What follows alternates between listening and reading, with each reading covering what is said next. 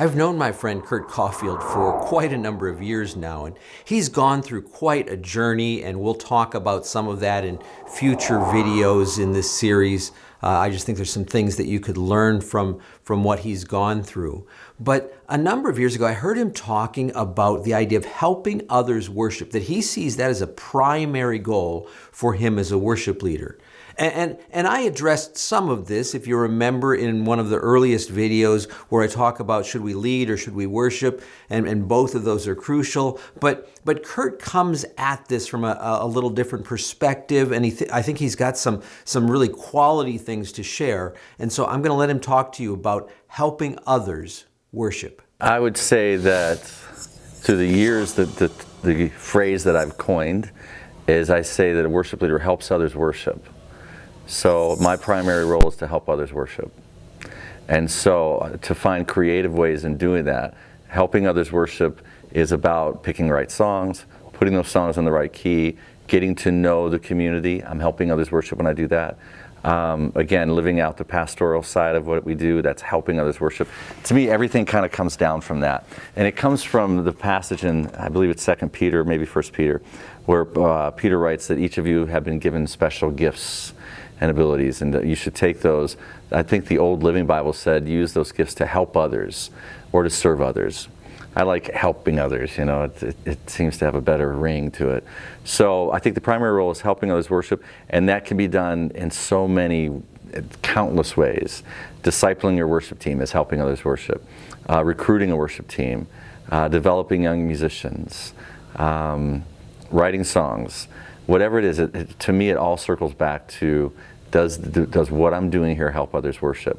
And in that way it becomes really important, because another thing, when I was a young man, I remember even Keith Green promoted this idea, and I heard several worship leaders in the 80s promote the idea that what you should do when you lead worship is you should be all week long worshiping the Lord all week long, and then when you get up there on Sunday morning, just do what you've been doing all week long. Just do it like you've been doing it all week long. And it was almost done with this attitude if people didn't follow, well, they weren't as spiritual as you. So to me now, I look at that and go, that's just total stupidity. I do not worship the Lord on the platform like I worship Him in my devotional times. When I worship the Lord in my devotional times, it's very quiet and reflective. I tend to be far more melancholy. And if I got up and led worship that way, I would bore people stiff. The way I worship the Lord in my private time is just so different. So on Sunday, in the midst of the congregation and the community, no, you get up and you do it in a way that helps people follow. So to me, what I learned is that I have to not do it the way I've been doing all week. And what I want to do is lead in a way that encourages people to follow. So if I get up there and it's just about my own worship experience, then I'll leave people in the dust. It has to be, I get up and with my team we say, okay, what can we do to make it more attractive, if you will, for everyone from the front row to the last row to worship. Those who are very far along in their walk with the Lord, and those who might not even believe in the Lord at all. So I want to lead in a way that helps them, and it's not about my own worship experience. Wow, there were a number of things in there that Kurt said that are really worth looking at.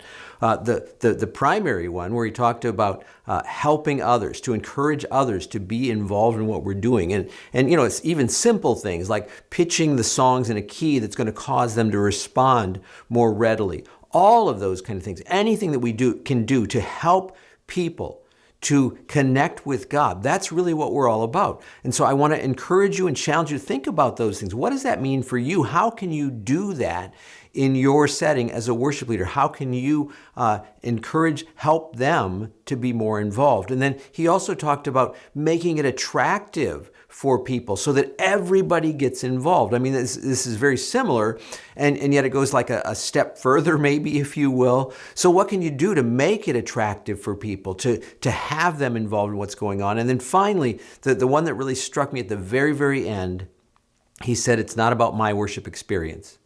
Oh, don't get me wrong. I do, as I said in the earlier video that I mentioned at the beginning of this one, when I talked about should we lead or should we worship, I think we should be worshiping God in the midst of what we're doing. But at the same time, it's not just about my experience. I'm not just up there trying to make myself happy by connecting with God. No, I have a job to do while I'm up in front, and that is to help these people out here. And so I think Kurt nails it. It's not just about my experience. No, it's to help these people worship. And so I want to challenge you to think about that whole concept this week. What could that mean for you? And are there things that you need to adjust in the way that you lead and how you interact with the people on Sunday morning or whenever your service is that will make it better for them and actually encourage them to be involved, make it attractive for them to be involved? Brought to you by MyWorshipLeadingCoach.com. Helping you to be more fully equipped as a worship leader.